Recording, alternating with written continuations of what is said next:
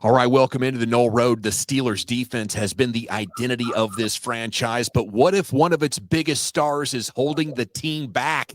That idea has gone viral on Steelers social media. The alarmists are out, pointing at the lack of sack production for TJ Watt over the last 17 games, just 5 of them, 0 sacks in the last 6. We'll cover it from every angle. We're going to look at the all-22 and get you what you need here on the Knoll Road. Let's do this. Here we go.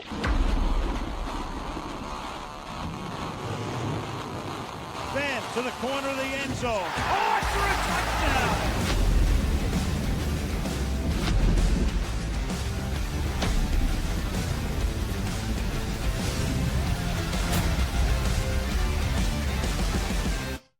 All right, welcome in. I'm Gavin Dawson, 25-year sports radio veteran, along with the all-academic SEC lineman at Kentucky, New Bear Lesniewski. How the heck you doing tonight, buddy? What'd you say? Thanks for playing hurt. I feel like anybody who doesn't like the sound of my voice, I'm hearing it twice. Some kids just bringing home all the yuck from school. Yeah, man, I love it. You cannot keep this guy down. You cannot keep him on the sidelines, on the training table, and forget about the IR, which we got to get you some Steelers injury updates before we get out of here. But if I could just have 10 seconds, please. We're getting some great response on these videos and the chats and the likes and everything up. The engagement is great. If you could go ahead and hit the subscribe button, we'd really be cooking with Crisco. The Knoll Road brought to you by Bet Online, up to $250 in free bets if you use the link in the description. Bear, there's so many more bigger problems on this Steelers team right now than TJ Watt, isn't there? Yeah, I mean, it really starts right next to him with the guy who's not there, right? The rookie that we hope is all going to come in and make a difference when that knee gets cleared. The big guy in the middle, linebackers. It's funny because just when you think, oh, there goes Patrick Queen, then there's Peyton Wilson, getting plastered by, or both of them on the same damn play. Yeah, you have guys that are just getting nuked out of there, and I think Keanu Benton just needs to go away. I want to see more Aquale, more Y.A. Black. But when you have your defensive line playing like this, you would need all pro absolute dogs at linebacker. Like you need to pair up Ray Lewis and Urlacher, or you're going to get run all over. That's what's happening. Yeah, well, and that was the thing, and I've said this a couple of times, a couple of different ways. What made Patrick Queen great in Baltimore was Roquan Smith taking the blunt force trauma and really allowing Queen to go be a heat-seeking missile. When you talk about his size and his speed and his willingness, that can get lost in the trash. And Peyton Wilson right now is just eating crow for everything he said in preseason about being, believing that he's one of the best cover linebackers. And guess what you don't get to do? If you don't get them to 3rd and long, you don't get to cover anybody. Yeah, that's a good point. It started here really on social media. Daniel Valente, TJ Watt hasn't had a sack in 6 straight, but it's even worse when you look back further. Hasn't done it in 5 of 17. Got significant amount of engagement off that. And then Filipponi as well, $41 million a season for TJ Watt. He doesn't have a sack in his last 6 games. I'm sorry, that's unacceptable. I think it's more just a reflection of the defense. If you only have one edge, that's doing his job consistently, and the pressure rates and everything else suggest he is, there's just only so much you can do, because right now it is possible to scheme him out of the play, as we can show. Yeah, and I know you're going to get into some of that stuff, and we have some different images, graphics, videos, and different things you're going to bring into the studio. There you go. Yeah, well, bang. I mean, that's the most telling one. Right, so you talk about subjective, objective, counting stats, data points, next gen this, PFF that. How about we just put up a chart of, and this has been true 2 weeks in a row, right? I mean, this has been what Breece Hall did, what Kenneth Walker. I mean, everything is left. TJ Watt plays left, and that's on the right side of the offense. So TJ Watt plays where the X is, right? I believe that's what the tweet says, and it's just undeniable. And I know we're going to get into some of the all-22 stuff, even just from the first drive and then throughout a game, the way teams are scripting him out of the game. And at a certain point, whether you're a stan or a homer or anything in between, objective and subjective Pittsburgh Steeler TJ Watt guy and objective football observer, when you see a graphic like that, Like, I just don't know how you don't kind of throw your hands up and say, what else do you want him to do? Yeah, and we'll take a look at that all 22 here in just a second. Sorry, I tried to load SteelerNation.com. I should know better than to try to load a blog in the world of sports. It's just unbelievable. All of the ads and the videos that pop up. It's crashing browsers right and left. You talk about unacceptable. This is not the internet in 2025. I don't know if my Wi-Fi company's not good enough or we're just overloading things. But I'm supposed to be a gagillionaire. I'm supposed to have the gigs of internet. Right. This damn Steeler Nation, Steelers Depot crashes it right and left. If anybody's a game wrecker, it's my Fornado son. And he actually went through the house, months back, and we got the Eros, and he went level by level trying to Gronk spike them, and he got one of them. So I've had to move them around, and I actually had to. You were bitching, moaning, and complaining at me when we first started doing this because I'd freeze up. It's the blogs, damn it. Okay, so yes, I think that is true. But the other thing that's true about Steeler Nation, I should give them their credit and not call them a damn Steelers blog because they do fine work, but the website gets annoying sometimes. They ultimately do put the blame on defensive coordinator Terrell Austin. How much between Tomlin and Austin are you thinking, wait a minute, you don't have to get TJ Watt schemed out of this? We should be looking at ways to ensure he's in the play. Well, what's fascinating about all of this, right, is anybody who's bitch moaning, complaining about anything, another thing you can't deny is there's been 103 snaps and 99 times he's lined up exactly where he always does on that right side of the offense, on the left side of the defense. And, people talk about, is it Tomlin's defense, or that they just simply flatly and plainly believe it's really his defense and Austin's just a figurehead and one or both of them need to go, or one or both of them are the problem is when you watch Tomlin on Sunday, Thursday, Monday night, whatever it is, he almost doesn't move. Like, you very rarely even see him speak into the headset. Like, when they push in on him, he's just listening. So on Sunday, I don't necessarily – he's not calling the plays. He's not actively in the headset saying, run mug, run man free, run XYZ. Like, he's not doing that. Terrell Austin is calling the plays on game day. The question becomes, how stubborn is Tomlin Saturday through Monday or whatever the case may be of the game week? Because when we go through the all 22, some of the most damning things eat the same way by the same plays. Yeah, ultimately, as a defensive head coach, all of this falls on you. If Terrell Austin isn't doing a good enough job, it is your job to, change up whatever needs to be changed to ensure you have the best possible chance at success. Well, and his big thing has always been, and this is Rooney, this is Steelers, Rooney's, insert coach, insert players, offense or defense. The message is the standard is the standard. What does that mean? We're here to win Super Bowls. But it also means we don't overreact from week to week. There's no overreaction Tuesday. There's no armchair quarterbacking. We're going to figure out what we do, and then we're going to figure out how to get really good at doing it. The challenge is when you come out week to week, and Tomlin said again today, 2 is a pattern. Well, how about 8 or 10 out of 11 or 11 out of 21? Like, what other line graphs, bar graphs, pie charts, like what other data points do you need to look at to say what you're doing is not working? Yeah, it's definitely time to change things up. And I think getting healthy will do a lot to it. And speaking of getting healthy, I did want to bring up the premium stats from PFF. Now, 85.9 overall, still really good. It would only be his 4th worst season, the 2 first years, and then the torn pec year.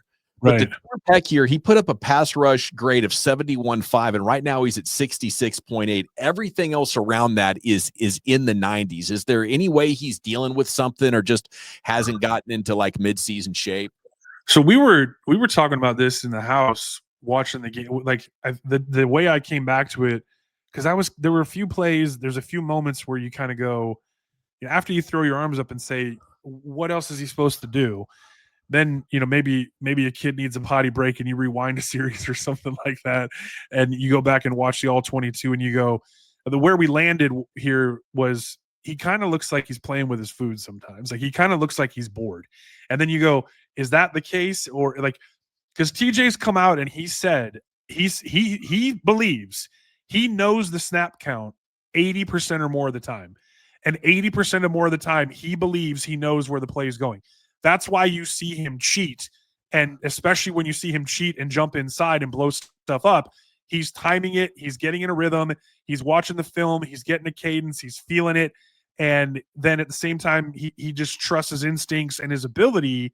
And you're not seeing a ton of that. You're not seeing him just jumping inside, wrecking a game. We haven't had a sack. We haven't had a peanut punch. We haven't had that game-changing play. So then the other part of the conversation becomes, is he dealing with something? Is there a groin, a hamstring, a hip flexor that, he's not really on the injury report. He doesn't have an injury. He's not playing injured.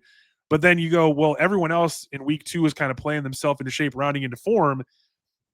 I actually look, he's not a guy who's above a little bit of petulance, right? He's a guy who's done some stuff on the gram. He's a guy who's not minced words with a microphone in front of his face. For the most part, he's done things the right way, but he does have that little petulant bend when things aren't going his way. And you wonder if he knows the snap count 80% of the time, and going to be a toss sweep, and no matter how hard I bump inside, no matter how hard I run down this line, I have no chance of getting there. Does he take that play off in his age 31 season, saving himself for 18 weeks? Is he pissed off enough? Is he pouting a little bit? That stuff, unfortunately, has risen to the surface now, and it's rearing its ugly head on social media. That's a really good point. It's an interesting question. Another interesting angle, Andrew Filipponi apparently did the snap count work. 7 Steelers defensive players got more snaps than him. So that kind of goes to, I don't know if there's an injury thing. Obviously, if it's significant, they'd have to put it on the practice report. But is there a conditioning thing? I have not always felt like TJ Watt was the best conditioned defensive lineman in the NFL, but it is so much incredible work, even to do what he does for 25 plays a game. I think it would break a lot of players down, and you just wouldn't have the endurance. But Nick Herbig had more. I mean, how does that make sense? Right. And that brings up, so Herbig into Highsmith, Sawyer getting a ton of reps. Those 4 guys haven't been out there at all, right? The Herbig was dealing with the hammy. Now Highsmith's dealing with the ankle. And you wonder, knowing that, and in an in-game situation, I mean, look, if Tomlin is flat out coming to the podium saying we were limited schematically by the guys we had available, is that message not being translated to the team? Is someone not telling TJ Watt, hey, you're going to have to play every play? Like, there's no tap in the head. Because that's one of the things, Mark Madden and a few other guys here locally, but Madden in particular, goes in on TJ and talks about how he takes himself out. And you'll look up in the fourth quarter, and he's not out there rushing the passer in a big moment because he's exhausted, because he's just laying it on the line, chasing dudes down, making the plays that we're accustomed to him being our future gold jacket guy. And I wonder, in week 2, in a game that's not going your way, where some other guys have gone down, where that, like, at a certain point, there's what is the law of diminishing returns, right? Like, short of him going out and peanut punching, 2-0 runs in a row, this game has gotten away from us. At the same time, he tried to do that in the playoff game against Baltimore, and they still ran all over them, right? He got criticized because he was jumping inside, taking those risks, the same way that we're criticizing the linebackers now for taking poor angles, missing in the hole, and otherwise just not making plays. He's kind of run himself into a place right now where if he doesn't come out against New England this week and do something big, and it lingers into week 4, week 5, where you're talking about goose eggs and donuts, and the noise is only going to get louder, the chatter is only going to get deeper, like, people are only going to start questioning him more, and you're just wondering what it's going to take for that breakout to take place. Up next here on the Knoll Road, we're going to get you an all 22 look here from NFL Plus, and an absolutely brilliant service. I mean, this thing on game day, any night of the week, is just content constantly from the NFL. I found it to be an incredible bargain for, I think, $110 or something like that, by the way, if you're a Steelers fan. And the opportunity to look at the coach's film is fantastic. Please, if you like TJ Watt, if you like the Knoll Road, hit that subscribe button for us if you're rocking. Maybe I can make this screen even a little bit bigger. There you go. While you're one thing for the for the folks who are watching, one little note: NFL Plus is way better on laptop, way better than it is on a TV. It almost never freezes for me. And Dawson, that's from you. That's wisdom from the general himself, right? So just shout out to the whatever mobile. reason the phone app sucks. The PC version or the computer version is much easier to move around. Okay, here's the first play of the game. I bet that's because that's how the coaches are watching it. They're not watching it on YouTube. They're not watching it on their phones. They're pulling it up old school, right? Yeah. Here we go. Yeah. So is this literally? Yeah. Are we going back to the first play of the game? Yeah. First play of the game. Very first play of the game, right? Straight away. They've got extra guys, like they got a tight end wing. You got Barner and Arroyo to his side, and they still run toss left away. So he flips the wing around. He tracks it right down the line. He's in on the tackle. You got an assist on the first play. Here we go. Like, buckle up. It's going to be a long day, right? And then now it looks like you got condensed splint, right? It's Barner and Arroyo again, though. That's not a receiver. Those are two tight ends. You get the little shimmy shake to kind of make him pause. And what's fun when you go to the true all 22 on that, if you go back to the previous play, this is the game within a game kind of stuff, or are you just letting it run? I went back to the start of second down. Now we'll get the end zone copy here on second down. Yeah, so what's really interesting here, this is the game within a game. If you pause it, look at, so let JSN clear, or that's Cooper Kupp clear, so let him clear and then pause it. So look at Barner, 88. Look at his split relative to Lucas, your right tackle, 72. And then look at the split of Arroyo. So in the previous play, everyone was condensed. Now you changed the look a little bit, right? The tight end is up in a 2-point stance like a wide receiver. It's still condensed, but it's not that wing look like it was in the previous. But the split changes because every inch matters. And what you're doing now is you're just making TJ have to work a little bit harder. You get that split second because he's flexed out a little bit further. And, Kupp's condensed. He goes across all the way. And then it's really the same thing you saw in the first play of the toss sweep. It's an extension of the running game. It just ends up being a little flip out to the boundary. And, Darnold hits that lazy 3-step. He never even looks right. Like, they're doing everything they can to scheme TJ out of the game. And this is second play. Now we're on third down, right? Yeah, that's about 3rd and 6 or so. So you ready? Yeah, they're going to condense again, and now you're going to get a chip right from the wing. The most chipped player in the NFL, TJ Watt. Right, and then now that's Cooper Kupp. So that you go, well, why can't he, bust a wide receiver's ass? Cooper Kupp's a very good blocking wide receiver, but he's really the check release there. Like, his whole ability or his whole job on this play is to take away TJ Watt's pass rush ability and really just like make it take as long as it possibly can before he even has to engage with a big guy. But now TJ dives inside, gets replaced by Wilson, and he's a heartbeat away there from making that splash play. And I think there's like 3 or 4 of these that if you freeze during the game, they're literally a play away, and it ends up being a 3rd down, 1st down, touchdown. Here people are whining, bitching, and moaning about TJ missing the tackle on the backside. Watch this hole open up. So this is an 8-man box, and they're loaded. They know this is going left, but look at Wilson just get murked. Yeah, that's not a missed tackle. That's Superman, almost being able to make a play that nobody else would be able to. And if Wilson and Loudermilk actually dove inside on that play as well, because they were stunting into the left side of the offense, the right side of the defense run, and TJ's the edge. There's an off corner behind him. If he ducks inside, Walker just cuts back out, and then he's one-on-one with a corner. Yeah, I mean, this is a nice little. If this had been play action, Sam Darnold might be in the hospital right now. Like, this should be about 2nd and 9. Now look at TJ cheating. He's itching. He knows. See, he's guessing.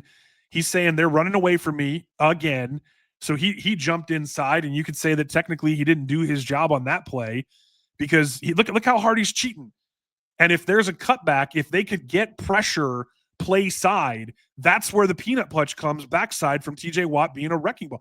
Now we're at this empty. point, he's got to feel like there's an 85 or 90% chance they're going to run away from him or double him. It's 100. It's literally 100%.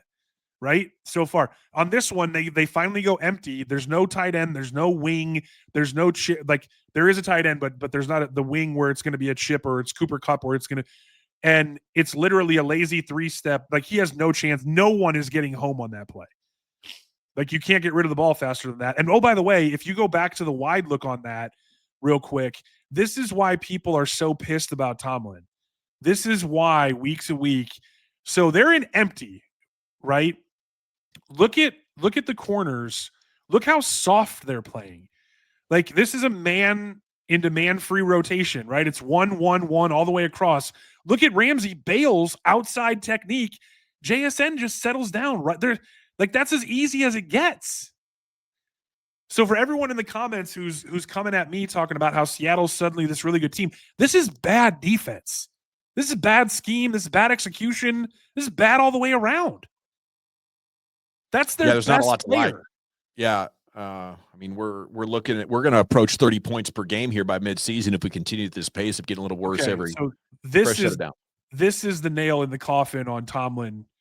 That is literally Horton hearing a who is that guy who looks exactly like Garrett Wilson. This is Yankee, same concept, same spot on the field, damn near the same formation. This is like a replay of the Jets game, and it's Ramsey getting toasted again. So what are we talking about here? Like, what are we talking about with TJ Watt? Every this is the opening sequence of the game, and it's scripted, right? Well, guess what? When you have a guy like TJ Watt, you script for him throughout the whole game.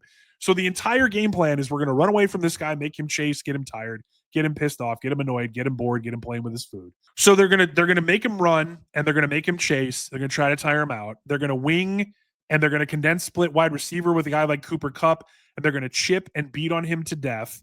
Then when they do just say, hey, we're throwing the ball, it's empty. It's a lazy 3-step. The ball's out as quick as it can. They're not pressing receivers. They're not mugging up. They're getting no pressure from anyone else. So when you look at the front side of the defense getting pushed, he can't rake down the line and peanut punch.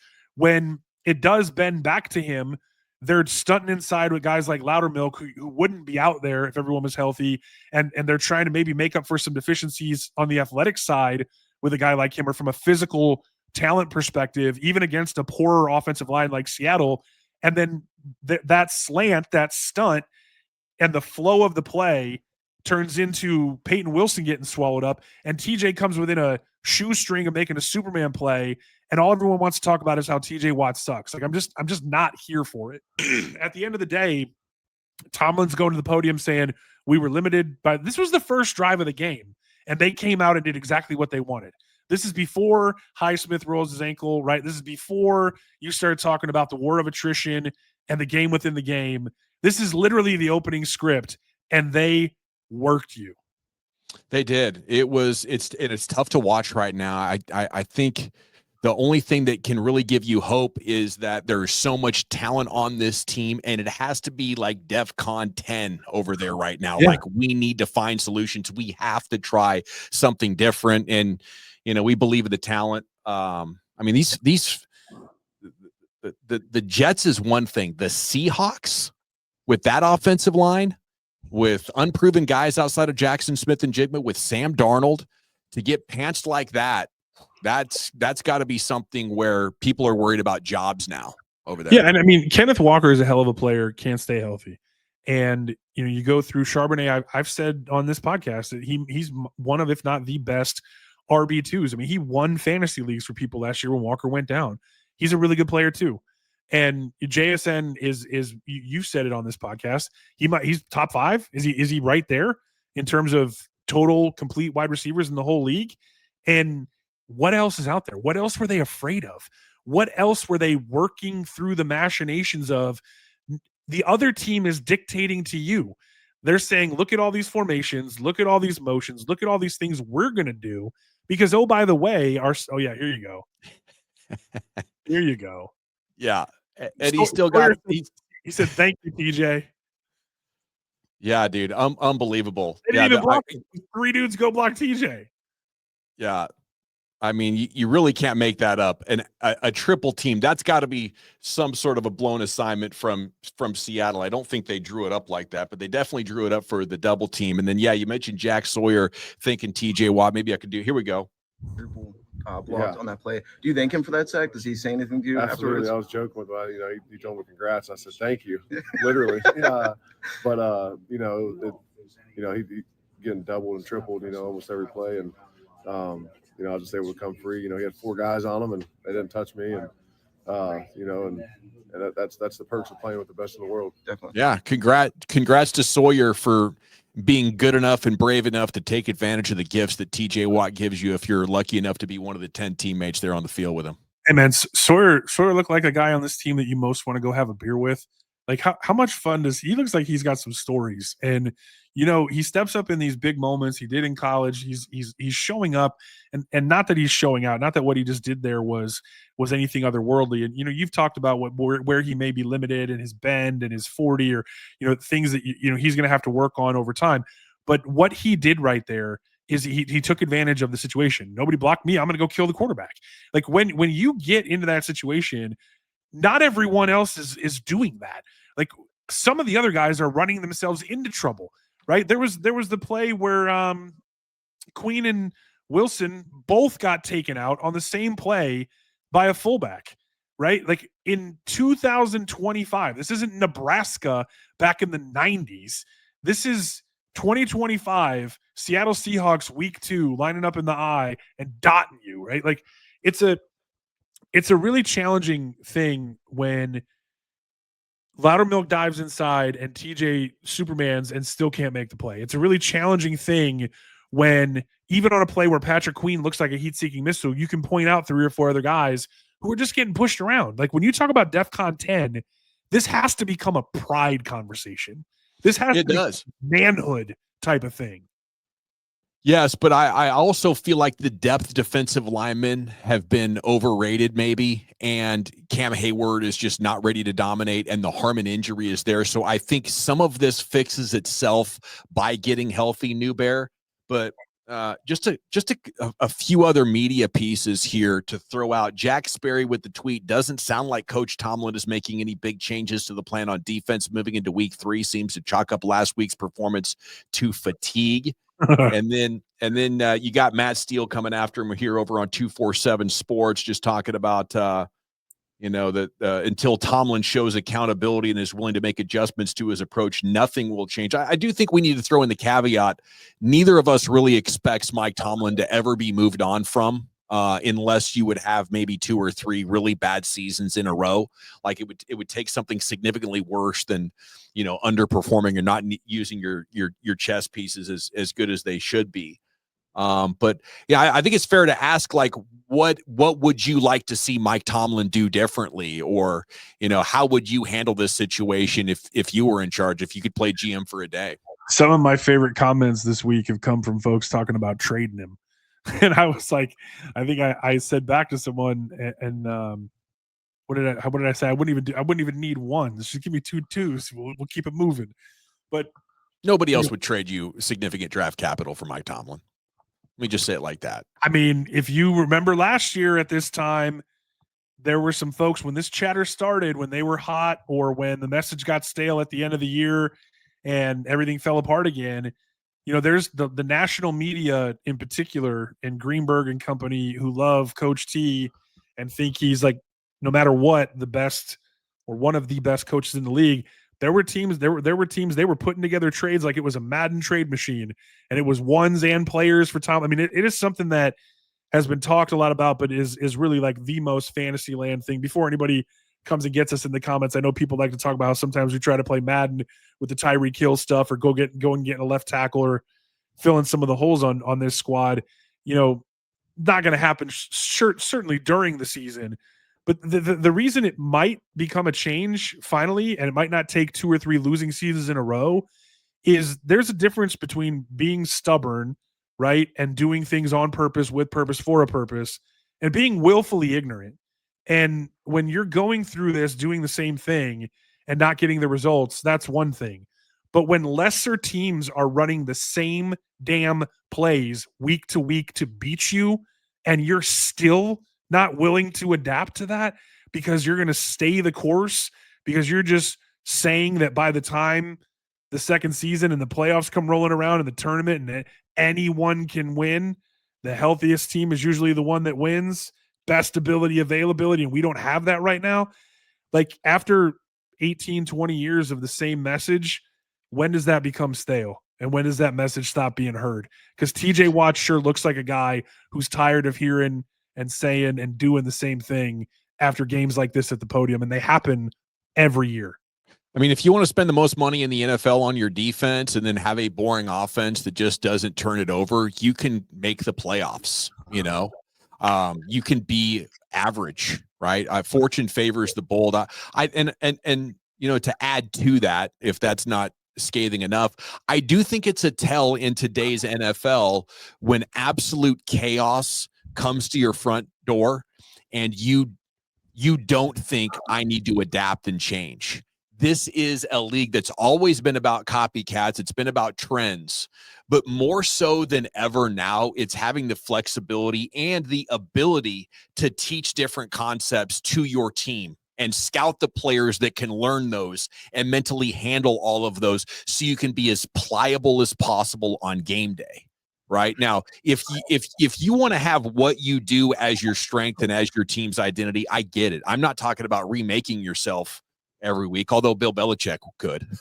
That's the standard. If you want to talk about defensive coaches and the ability to affect game plans week in and week out, like he even blew away Sean McVay at the Super Bowl. Like, I can't believe how you redefine who you guys are every single week. But not to digress too far from that, I just think more than ever, it's an adapt or die league. And if you're going to stick to what you do, you're going to get run off the field more often than not.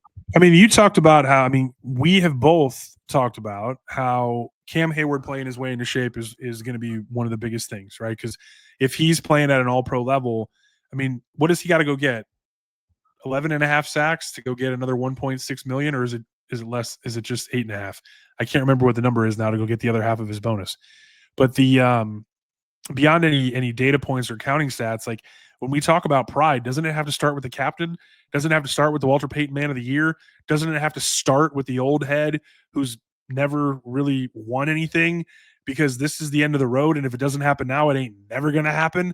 Like at a certain point, that when I talk about bowing up, like what are these conversations like where what can what can Cam Hayward go to Tomlin and say, play Y.A. Black next to me, and when Derek Harmon's healthy, and those are our three guys, and play it till the wheels fall off? Like how bad does it have to get before that conversation has to happen? And what we're saying is Cam has to get in shape. This is why the hold in was such bullshit. And Harmon has to get healthy, which is one of those things where you don't want to rush it and rush a rookie back now playing with a knee, right? And he's maybe not trusting it. He's maybe not playing physical, fast and free. And then that just further exacerbates everything because you're expecting him to be part of the solution. You're expecting him really to be an answer. And if he's not right and he gets into a confidence thing like you already experienced with Broderick Jones, like the witness protection program that Roman Wilson's been in, that we've seen this happen with guys very recently at very high picks at very high profile positions where when you get in his doghouse, it's really hard to get out of it. What I don't understand is how does someone who puts such bad film on like a Keanu Benton, how does he ever get out of the doghouse? Yeah, I think you have an issue there with dudes, and you might have an issue as well with injuries. Tomlin today, Loudermilk with the ankle is out. Highsmith is out. Deshaun Elliott and Derek Harmon questionable. Joey Porter Jr. questionable as well. Slay and Queen limited, but expected to play. So, yeah. I mean, it's awful early to have this extensive and this big name of an injury report right now to feel great. Well, and so to your point about the week-to-week nature of things and the Belichickian way of looking at things, it doesn't have to be oh, hey, from week to week, we're playing the Seahawks, this is what we're going to do. And then we're playing the Bears. So this is and it's Caleb Williams. We already saw they didn't have a plan for Justin Fields. So what the hell do we expect them to do for Caleb Williams? Right? That's the thing is we're looking at them saying, you haven't had answers. Why would we expect you now down guys to suddenly find them? And so what I'm questioning and what I'm looking for is that identity conversation where if you say, look, man, we don't have the guys because we don't have JPJ, Slay, and Ramsey to go, give us your three best, we'll give you our three best, and we'll run you all over the field, and we'll just go beat you up with the other 8 guys, then why aren't we having a conversation about Tampa 2? Why aren't we having a conversation about something that has been his hallmark with a Minka Fitzpatrick playing 30 yards deep and playing, bend but don't break and don't give up the big play, get in the rock fight, punt on third down and all those things that we've been pissed off about for these last few years. Now we get into a game and you're telling us, you're gaslighting us when you come to the podium and say, we couldn't change because guys were tired and guys were hurt. Well, what are you going to do with the guys who are out there? Because what are you going to do if you get to a Super Bowl and Charles Woodson goes down? Packers had to adapt to that. You get in a Super Bowl, insert your game and insert your guy. You get into that place and one of them goes down. Are you just going to say, well, we don't get rings because some guys were tired and some guys rolled up their knees? No, you don't. You do whatever it takes to get the job done, and hopefully you don't pull the Belichick where you take your best defensive back out of the game plan for something personal in the week of practice. Now, the good news is here, you're going to get Drake May and the Patriots. Now, they will run it at you, so your run defense better get stout in a hurry or you could lose this game. But then it's the Vikings and a backup quarterback. Then it's Flacco or Shador or Daniel Gabriel. I don't know who's going to happen October 12th. You just called him Daniel Gabriel. We don't even know the dude's name. yeah, Gabriel something. Then you get Dylan Gabriel. There we go. Then you get the burrowless Bengals, and then it could be a nightmare.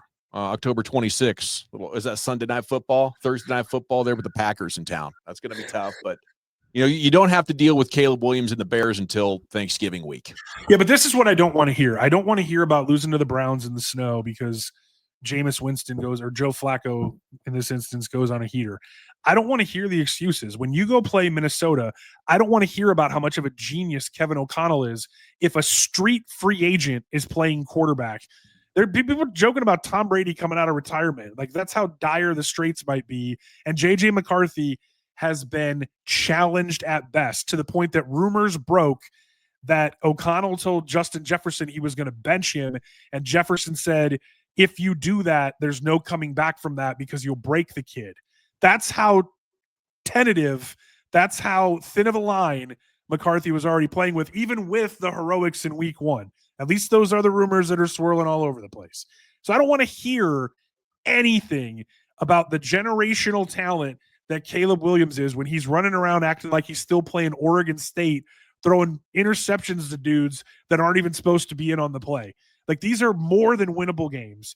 These are going to be under personnel guys with their own injury. These are going to be guys who are going to come in with a plan based on who they have up, and they're going to give you their best. How are you going to answer that, Bill?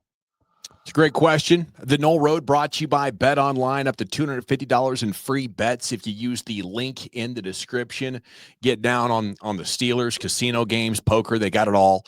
If you are watching with us, still jamming, please hit that sub button if you don't mind. Maybe you like. Okay, we're almost there to monetization.